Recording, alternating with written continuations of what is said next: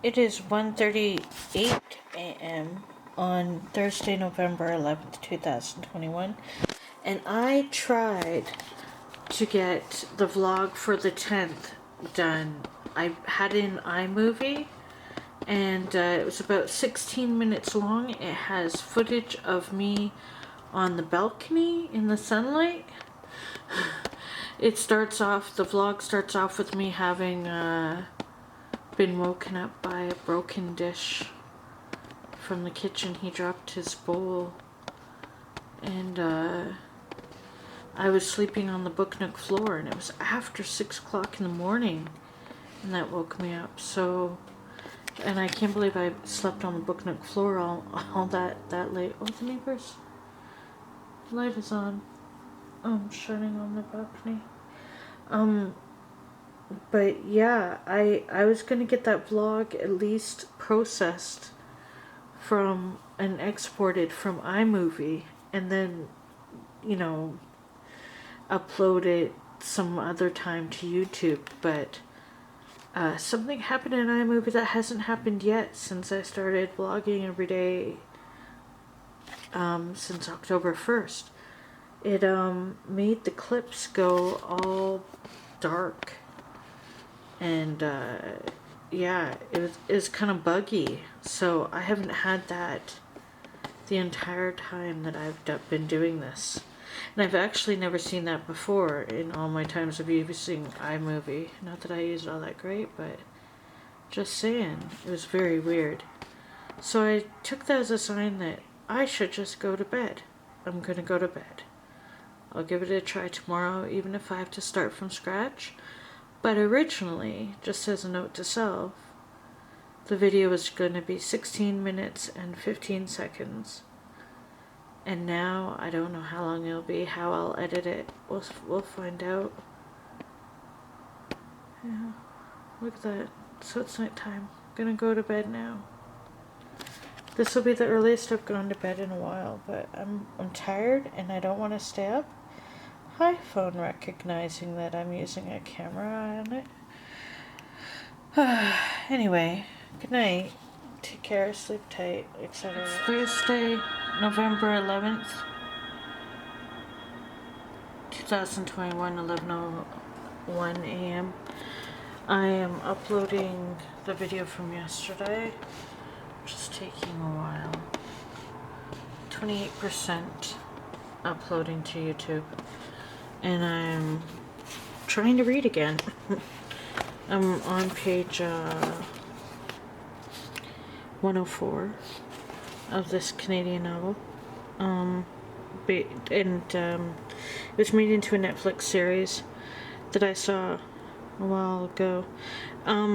I looked at the Wikipedia for the book, and the author had said something about how part of the inspiration was living in remote Ontario on a farm in remote Ontario, and how it would be on country roads in the dark at nighttime. And yeah, I could relate to that. I used to live in the country when I was younger, and I remember those car rides.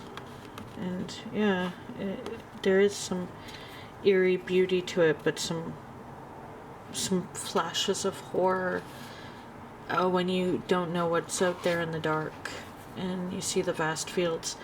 But like I said, there's also beauty. So anyway, it was a very good film, kind of like a Mind F, and the book is similarly some beautiful prose.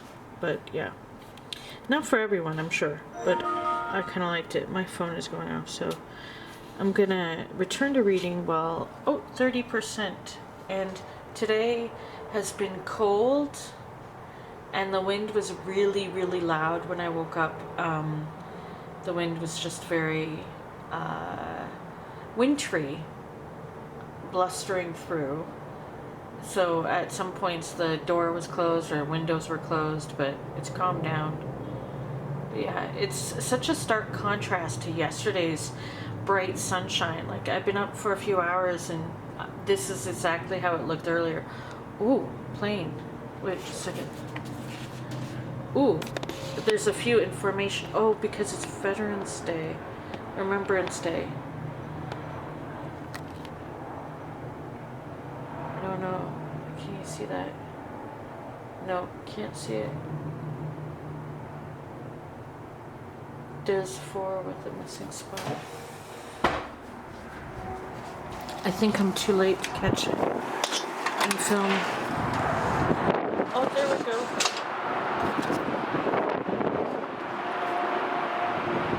Yeah, there's one going off in a... There was 3 together and the one that's on its own. Oh, and there's another plane, but that...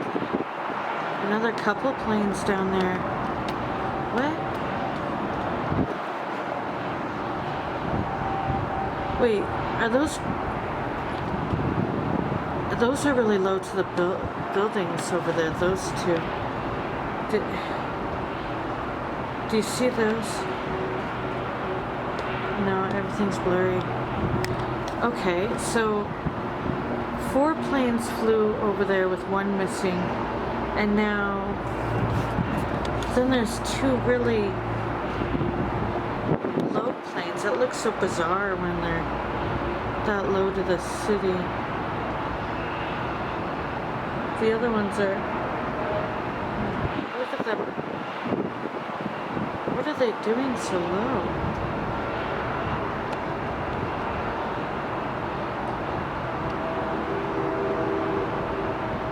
From here they almost seem like birds circling. Well...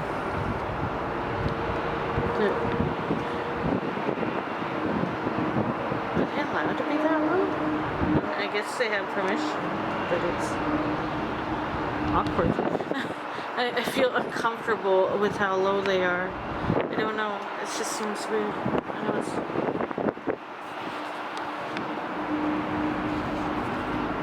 Remembrance Day. Yeah, it's good to remember sacrifices. But I feel like nothing was learned. Or else things wouldn't be the way they are.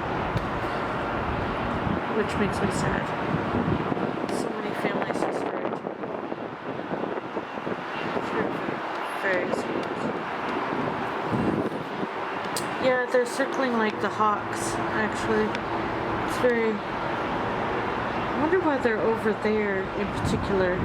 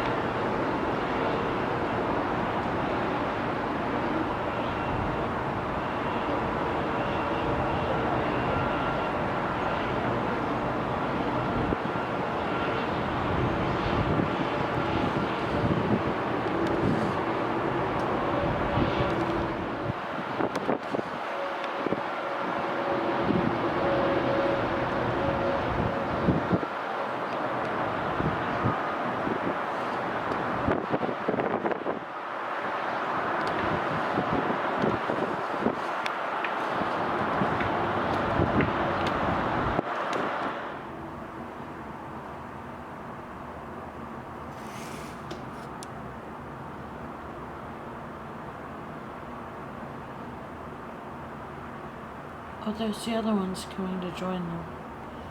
I suppose they're doing a sort of reenactment idea.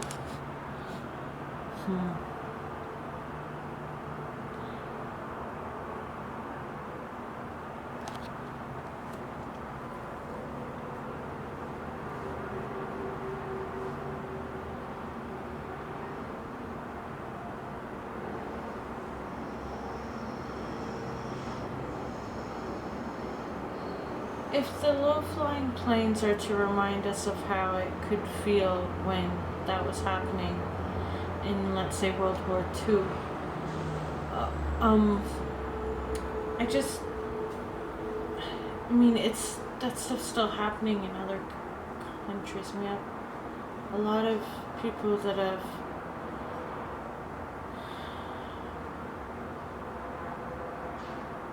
fled those countries for safety. I wonder how it would feel to be in one of those buildings and have one of these reenactment planes just go by and remember. It's scary. Yeah. I had a lot of, I remember always getting the poppy to wear, and having in Flanders Fields memorized, and the moments of silence at school. And I remember when I was a kid, our school choirs, we would go to perform at various homes, and one of them was at the old hospital that was across from my Granny Poland's place, when the hospital was there for the veterans from the war. And we'd go there, and we were real small children, and we'd sing for them. I remember we did like a Snow White singing thing, and just different songs for them. And they were like, I have this very vivid memory of like somebody in a chair just sort of like, it was terrifying for a child, because you're seeing somebody, well, they weren't okay, and they weren't okay. And this was when I was young, so, because there were still veterans in the past few years that were in their 90s, but this is, I'm talking about something like 30 years ago, more than 30 years ago. So they were, yeah, it was ones who very much came back damaged and were in older years, but not that old, now that I think of it. If I put the timing into context, they're just badly, very badly injured, and they were there, and it was dark. I remember it being dark in that place, and just it being scary for us, but we did it anyway. We were there, we were, you know, the children trying to cheer up the veterans. And then later that hospital was torn down, and they moved the remaining veterans to a new section of the hospital they had built at the St. Thomas General Hospital in my hometown, the hospital where I was born. And so they had it like they moved the remaining vets that were still alive at that time that needed care there, like permanent long-term care, to that place. And they moved the statue that was the memorial statue out there, and I think there was one downtown as well in my hometown, like they made a Remembrance square, so they're probably doing something there. I have photos of from my hometown that was on like a corner building that was near what used to be our bus station or whatever. It was not really, when we had a city bus in St. Thomas, like a functioning out of a thing on Talbot Street. The building near it was this brick building, and it had it imprinted on it, like in this old paint, something about the battalion that was there in my hometown. Yeah, and I remember my dad telling me about like the family they was adopted into, about how they had lost a lot of people in the Second World War, like how there had been a lot of uncles that, like a whole bunch of relatives that were lost in that. And yeah, I mean, not many generations will have stories from those so-called Great Wars anymore, because we're getting older, right? Like a lot of them are past, but now there's going to be like, right now we're still, we have veterans from other wars that have been fought in the lifetime that I've even lived in, and of course the most recently ended occupation war. So much. I mean, that always used to irk me, even though I felt this great duty to country. And being in Canada, you know, we had for the longest time this very strong tie to whatever the monarchy had was allies with. So we had this very, you know, we grew up with the Queen on the wall in the schools, and we grew up with like a lot of sense of duty and such. And then, I mean, a lot of things have happened in years since to alter the way some people feel about this, from the way that it would be contradictory, not just in Canada but in the States, of how veterans were treated. You know, I mean, how they were not taken care of when they get home in all aspects, and how we didn't take care of various people of color, minorities, etc., that fought in the war. How we just sort of, and that's gone on for so long, where they would serve and then not be taken care of, or they'd be discriminated against when they got home, and injured people, depending on your background, not taken care of. And we've never fully faced that. And then I don't know, I don't want to be all dark and morbid, but then the atrocities we'd have happening here, even Canada's history, presidential, and we treated people, and then what we were doing in the name of being a good country. You know, I think about Romeo Dallaire, and when he was in Rwanda, and what he had to witness, and that wasn't war, but that was like witnessing a genocide. And I just love how we failed to help in some instances, but yet we still use war to say we're helping. But it seems to be resource. Just I can understand the passion behind saying never again and never forget, and how that was, especially after World War II. But then it seems like we just seem to do it all in a different way, and it's disappointing, etc. But the profiteers of war, I mean, that's not changed, has it? Profiteers of capitalism. When somebody's winning, that means somebody's also losing. And that's one of the horrors. So on both sides is human. Which reminds me of, like I said, one of my favorite books. I wanted to, this book has been a favorite of mine since I was a kid. It was my father's. I don't know where he got it, but I know I got it from his shelves. All Quiet on the Western Front. And it is a copy that's in English, McClelland and Stewart. You can see how aged and old it is. And this was, it belonged to Thackeray, so my dad's, my Granny Pullen's relatives were Thackeray's. So, let's see this beautiful signature. And such a beautiful book. Oh, and it's Toronto.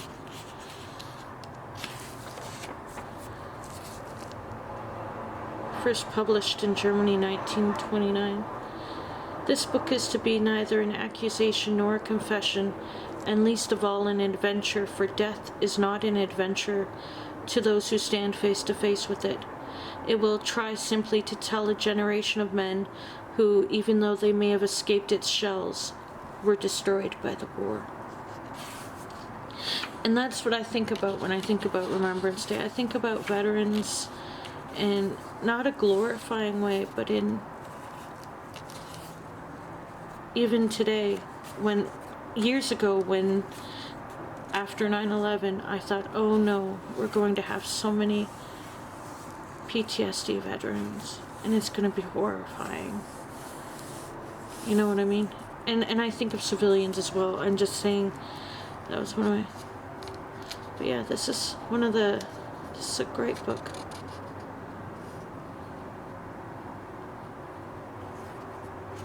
The book is beautifully written.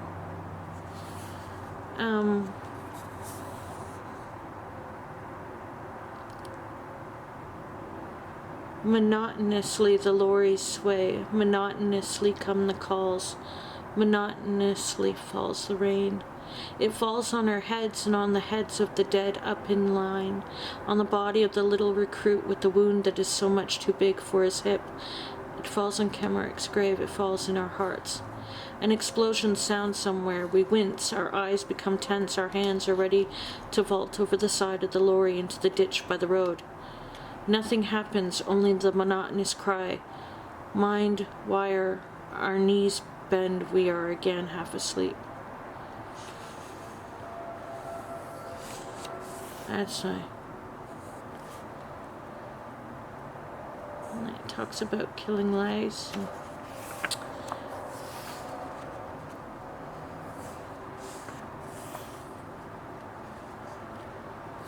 Battle planes don't trouble us, but the observation planes we hate like the plague. They put the artillery onto us. A few minutes after they appear, shrapnel and high explosives begin to drop on us. We lose 11 men in one day that way, and 5 of them stretcher bearers. 2 are so smashed up that Jaden, I'm sorry if I get the names wrong, remarks you could scrape them off the wall of the trench with a spoon and bury them in a mess tin. Another has the lower part of his body and his legs torn off, dead. His chest leans against the side of the trench. His face is lemon yellow. In his beard still burns a cigarette. It glows until it dies out on his lips. We put the dead in a large shell hole. So far there are 3 layers, one on top of the other. I don't mean to be graphic, but there's just some...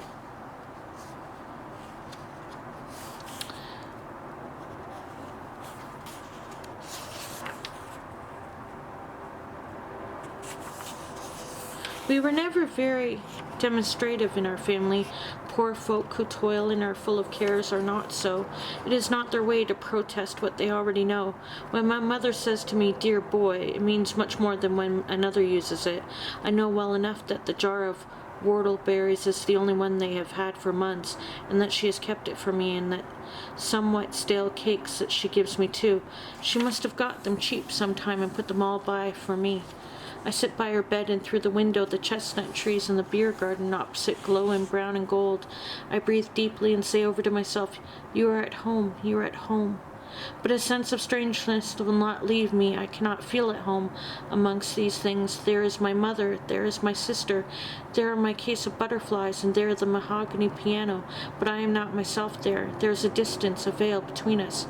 I go and fetch my pack to the bedside and turn out the things I have brought.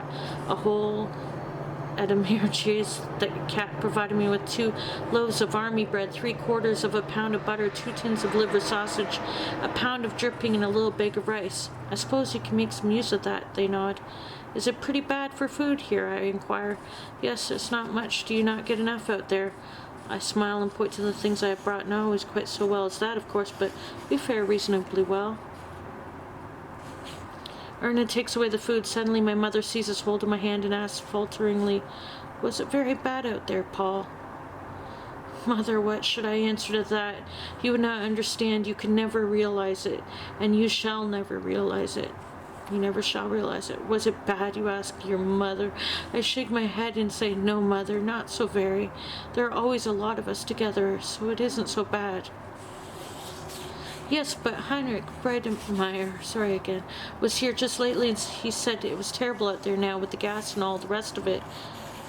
It is my mother who says that. She says, with the gas and all the rest of it. She does not know what she is saying. She is merely anxious for me. Should I tell her how we once found 3 enemy trenches with their garrison all stiff as though stricken with apoplexy? Against the parapet and the dugouts, just where they were, the men stood and lay about with blue faces, dead. No, Mother, that's only talk, I answer. There's not very much in what Bredemeyer says. You see, for instance, I'm well and fit. Before my mother's tremulous anxiety, I recover my composure. Now I can walk about and talk and answer questions without fear of having suddenly to lean against the wall because the world turns soft as rubber and my veins become brimstone. My mother wants to get up, so I go for a while to my sister in the kitchen. What is the matter with her, I ask. She shrugs her shoulders. She has been in bed some months now, but we did not want to write and tell you. Several doctors have to see her. One of them said it is probably cancer again. But yeah, there's different things. I mean,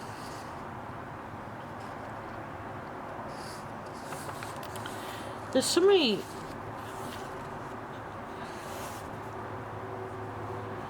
There are portraits of women and a little girl, small amateur photographs taken against an ivy-clad wall. Along with them are letters. I take them out and try to read them. Most of them I do not understand. It's so hard to decipher. And I know scarcely any French, but each word I translate pierces me like a shot in the chest, like a stab in the chest.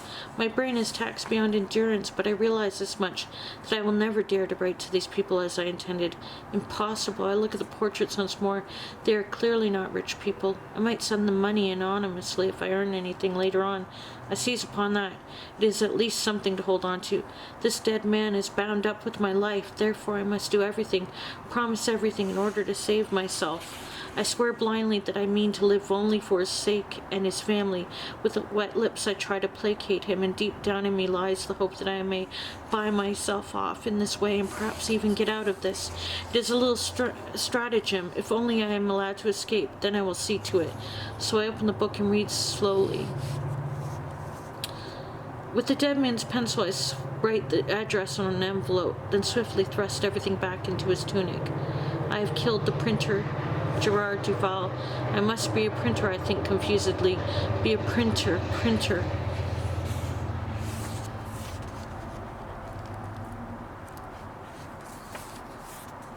I mean, there's just, I'm not even picking, like, favorite things. It's just so much. We do not see the guns that bombard us. The attacking lines of the enemy infantry are men like ourselves. But these tanks are machines. Their caterpillars run on as endless as a war. They are annihilation. They roll without feeling into the craters and climb up again without stopping. A fleet of roaring, smoke-belching armor-clads, invulnerable steel beasts squashing the dead and the wounded. We shrivel up in our thin skin before them against their colossal weight. Our arms are sticks of straw in our hand grenades, matches. Shells, gas clouds, and flotillas of tanks, shatter and corroding death, dysentery, influenza, typhus, scalding, choking death, trenches, hospitals, the common grave. There are no other possibilities.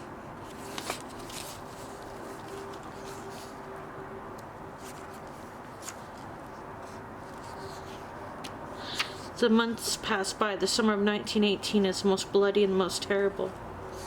The days stand like angels in gold and blue, incomprehensible above the ring of annihilation. Every man here knows we are losing the war. Not much is said about it. We are falling back. We will not be able to attack again after this big offensive. We have no more men and no more ammunition. Still, the campaign goes on. The dying goes on. Oh, and then I see a bad word. But anyway.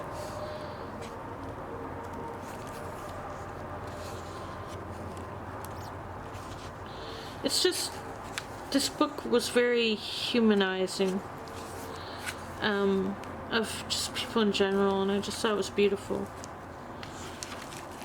It is autumn. There are not many of the old hands left. I am the last of the 7 fellows from our class. Everyone talks of peace and armistice. All wait. If it again proves an illusion, then they will break up. Hope is high. It cannot be taken away again without an upheaval. If there is not peace, then there will be revolution. I have 14 days rest because I have swallowed a bit of gas. In the little garden I sit the whole day long in the sun. The armistice is coming soon. I believe it now too. Then we will go home. Here my thoughts stop and will not go any farther. All that meets me, all that floods over me are but feelings. Greed of life, love of home, yearning of the blood intoxication of deliverance, but no aims. Had we returned home in 1916, out of the suffering and the strength of our experiences, we might have unleashed a storm. Now, if we go back, we will be weary, broken, burnt out, rootless, and without hope. We will not be able to find our way anymore. And men will not understand us. For the generation that grew up before us, though it had passed these years with us here, already had a home and a calling. Now it will return to its old occupations, and the war will be forgotten, and the generation that has grown up after us will be strange to us and push us aside. We will be superfluous even to ourselves. We will grow older. A few will adapt themselves, some others will merely submit, and most will be bewildered. The years will pass by, and in the end we shall fall into ruin. But perhaps all this that I think is mere melancholy and dismay, which will fly away as the dust, when I stand once again beneath the poplars and listen to the rustling of their leaves. It cannot be that it has gone, the yearning that made our blood unquiet, the unknown, the perplexing, the oncoming things, the thousand faces of the future, the melodies from dreams and from books, the whispers and divinations of women. It cannot be that this has vanished in bombardment, in despair, in brothels. Here the trees show gay and gold in the berries of the rowan stand red among the leaves. Country roads run white out to the sky line, and the canteens hum like beehives with rumors of peace. I stand up. I am very quiet. Let the months and years come. They can take nothing from me. They can take nothing more. I am so alone and so without hope that I can confront them without fear. The life that has borne me through these years is still in my hands and my eyes. Whether I have subdued it, I know not. But so long as it is there, it will seek its own way out, heedless of the will that is within me.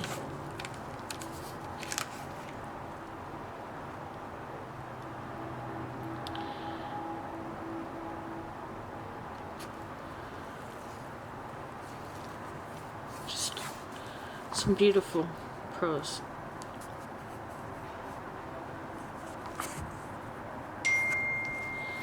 And my phone. But yeah, that's one of the books I read when I was still young. Still young. And I just found it very beautiful. And I don't know how the original German version is, if it's quite beautiful as well. I imagine so. But yeah. I've never read some of that before. I haven't read that in years. That's quite a book. But I remember it just being,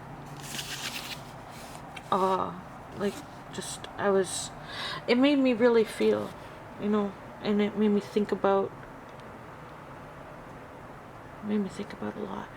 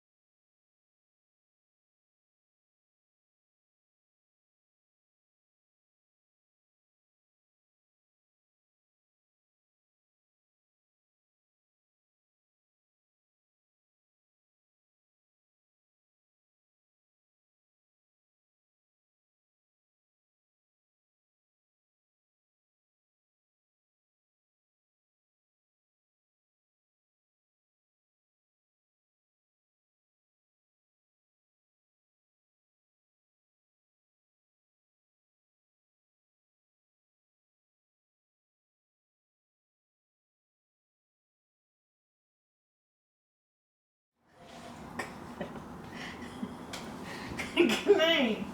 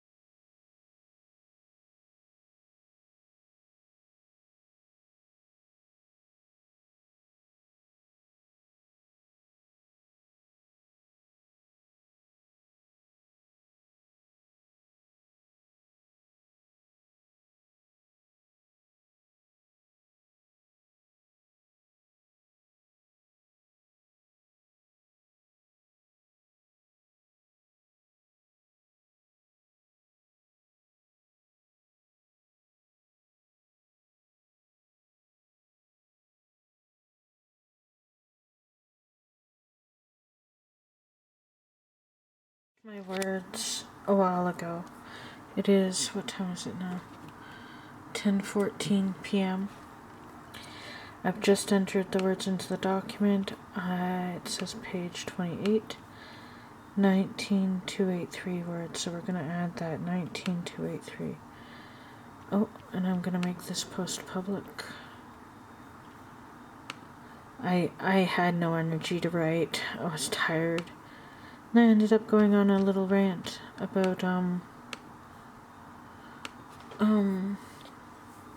almost in a way sustainability and whatnot, but it's kind of interesting, the tangent. You know, the ranty tangent about wealth disparity, climate, etc. It's funny in a way. I'm going to delete this here. I'm tired though. 10:15 p.m. I'm just tired. I'm going to take my meds after I've done all this, and then we'll see what I decide to do. Okay, so yeah, I wrote all that.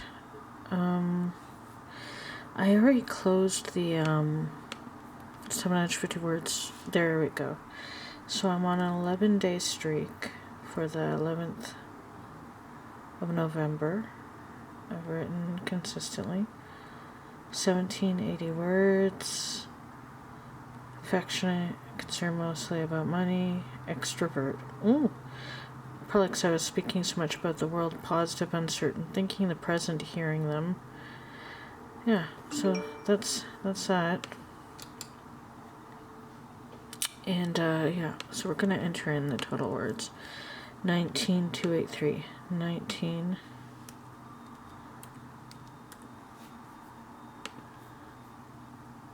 Oh, I'm tired. And I got bless me. I sneezed over to the side. So we're at 19283 words out of 50,000. I'm at I did 110. Oh, if you hover over, you get how much of your percentage of words you did, and I did 110%. 1791 out of 1625 words needed today. So, yeah, the goal today was 18,337 words total to stay on track, and I'm at 19,283. So you can see it there, and you can see it here. How many words I did each day. Still on par for the 29th. And let's see, profile, and then stats. Looks like that's it. So yeah, I'm done that. I've updated my journal. My journal is updated. I haven't made any of the entries private yet for this month. Yeah, that's 11 days. Okay, so this is saved.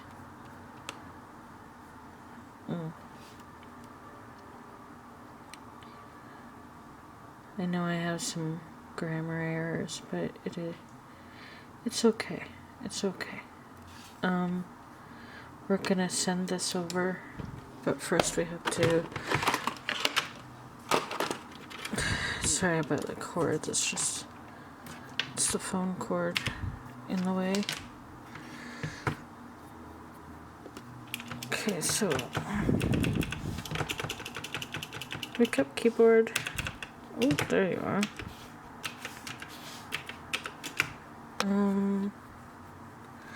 Nope, I messed up. Okay. Oh, jeez, I'm so tired. I'm always tired when I'm in the midst of. Did I still do it wrong? Okay, try again. Oh my gosh, it's one of the keys is sticky, and I don't know. Oh, come on. Are you freaking kidding me? Oh, I know why.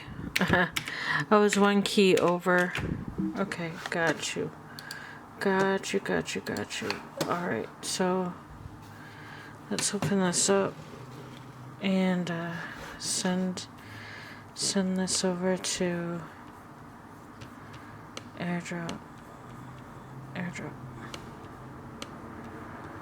Yeah.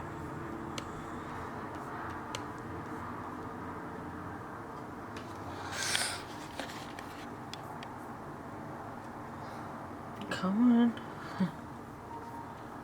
Oh, come on. You can do it. Oh, I did do it. Damn. I did it already. Oh, I did it twice. I didn't mean that. I will have to, okay, let me shut this down. Shut down. I'm gonna get rid of document 2. What's great is that, now I can watch Life of Free Spirit. And she uploaded some more stuff. Replace. Yeah. Wow. Wait. No, wait. Oh, no. Wait.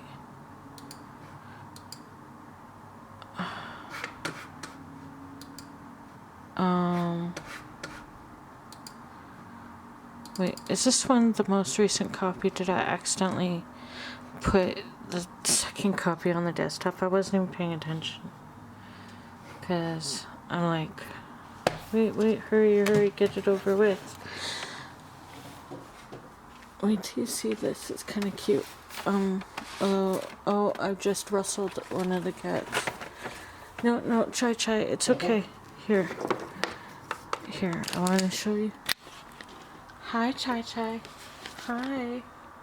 And I think Smudge is right there. Isn't it Smudge? Smudges. Smudges. Oh, hi. Like the two girls. At least they're not fighting each other up here. Chai was sleeping and then I woke her up. Hi, Chai. Hi. No, you can't climb down here. You can just stay up there and climb down the other way, okay?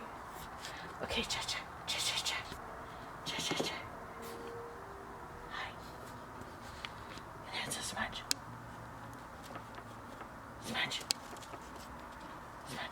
Chai. boys are eating while the girls are up here sleeping. Yeah. So, I know, messy.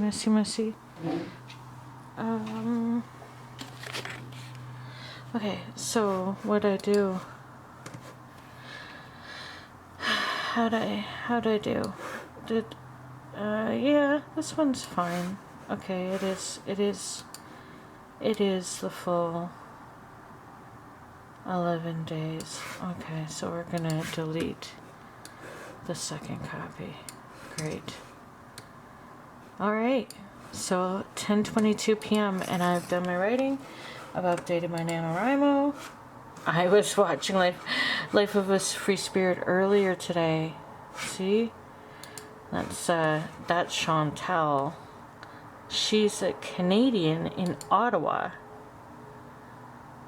And she makes so much freaking money being awful. Yes, it bothers me. Because I'm like, oh my gosh, like, why am I not getting it together that aside from all the terrible things that she's done and said, and unfortunately the situation she's in, and don't even get me started about her pets and how she lives and how she treats them. At the very least, I would have, I don't understand how you can make that much and not, if you can't do the cleaning, why aren't you hiring somebody? We can get people who will clean your place all the time. You could get somebody. That's the first thing I'd do if I had disposable income. I did it before. Oh, both girls are laying down again. See? Now that I'm not right there in their face. The chai is right there. Smudge is right here. But yeah, it bothers me. It's like, she doesn't have to live that way. Even with, like, health struggles. And then, with all that income, she's just been eating it away, like, in a bad way.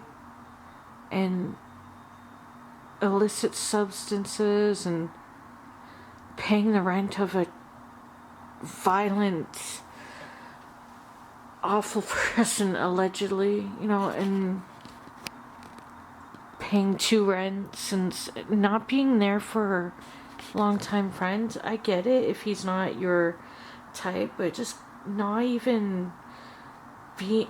They could have. I am judgmental about that because I can relate to being with someone that you don't feel that way about, but the way she's just ugh. Anyway, and yeah, it bothers me that she's making so much money and wasting it, just ruining her opportunities, and just being awful, not learning and growing. And often, like, the drama react channels will talk about her age and how she should know better, and I still think that that's not really a point. I mean, because age doesn't define maturity. It's a marker of just, like, how long you've lived. I've just noticed that in people, it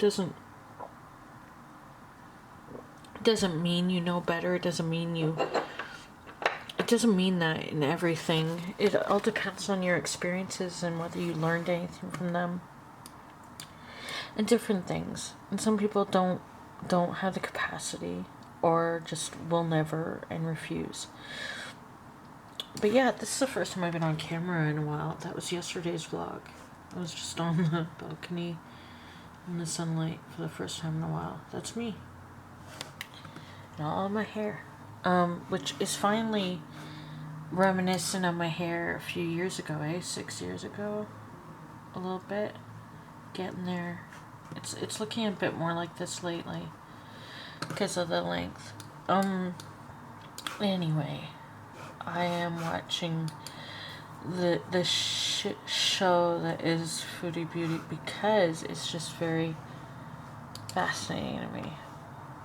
It's very fascinating. See a lot of ASMR here. Oh, it's an Lynn Reed. I'm not used to that. left free spirit. I was used to more foodie beauty. I don't know if I'm right for that. Yeah, so, ooh, Reiki, the Luna Nate, it's really nice to watch. I haven't watched her in a while. But yeah, I don't know. I mean, this isn't like a rant about, oh, foodie beauty makes too much money and I'm jealous. It's more like, what a waste. That she has the opportunity to get help that she needs to do better, to live better, to have a better future. I understand loneliness and avoiding pain or whatever, impulsivity and etc. But she should be getting help, and she could. And especially with that income, like, it's just astounding to me. And that isn't guaranteed forever. Like, that's her job now, but what if, like, people were done watching her being a train wreck and somebody else came along that they found more, I don't know, like, I guess she's got her market now, but it's just hard to believe. And there's also the fact that because she's Canadian, and not a lot of Canadians are, not a lot of good popular YouTubers are Canadian that I know of, or that are to be. So when one is in a community, it's just sort of like, I don't know, it's like, that's not how we all are. But then again, there are a lot of awful people no matter where you're from, so I don't mean to just call her awful. You can't just write people off by saying her actions have been awful. And the fact that she has a platform where people watch her and think that, like, even me, who knows better, is like, damn, she's really making that money acting like that. Is that all it takes? It's sort of like the Nikocado avocado effect. I mean, he's atrocious now, but he's making so much money. And when you live in a society now, when things are tough and you're thinking,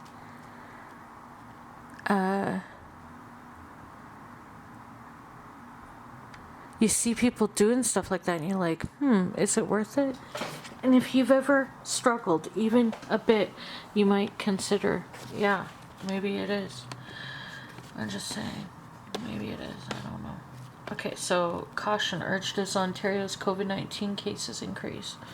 Yeah, thank you for the mixed messages, by the way, provincial leaders, because this has been a shit show. I mean, everything that's happening right now with COVID is pretty predictable from my point of view, because I kind of called this one on how things are going to go. It's going to be a difficult fall, a hard winter, and it's kind of scary, actually, to know that this will be prolonged because of people's stupidity, ignorance, and stubbornness, and misguided fear, and lack of awareness about history and science and all that stuff.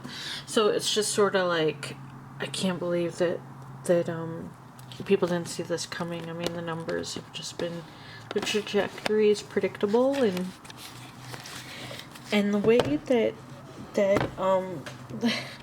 the premier of our province just sort of wanted to act like this wasn't how it was going to go, even though clearly he would have the numbers and people that would know.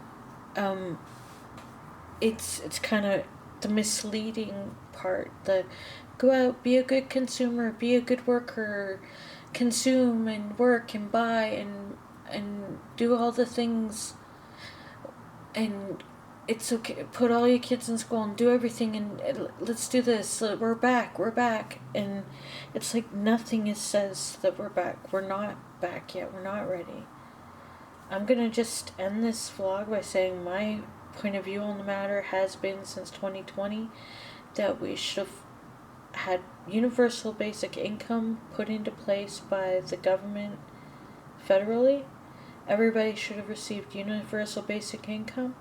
There should have been means for everybody to be able to be sheltered and stay home, shelter in place. And for those who are putting themselves at extra risk, they should have been helped throughout that. And from mental health to PPE to everything that they would need should have been there. And we would be so, and an actual education for all languages, for people to be aware of what we're dealing with and how, vaccines have worked in the past and how this works, should have been out there.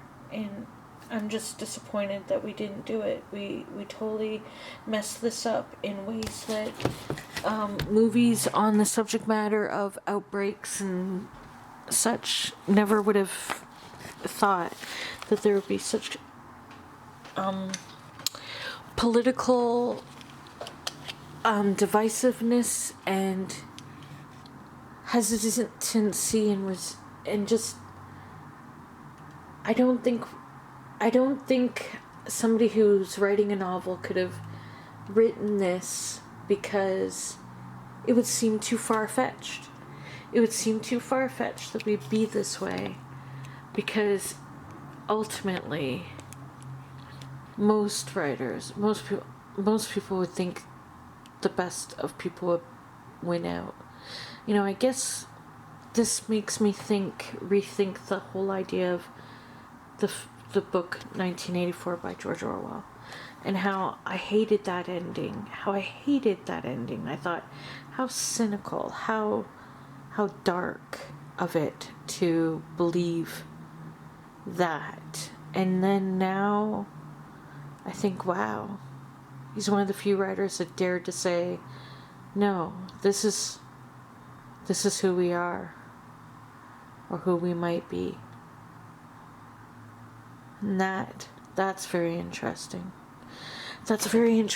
Anyway, I said I'd write my paper journal, but I haven't felt like it.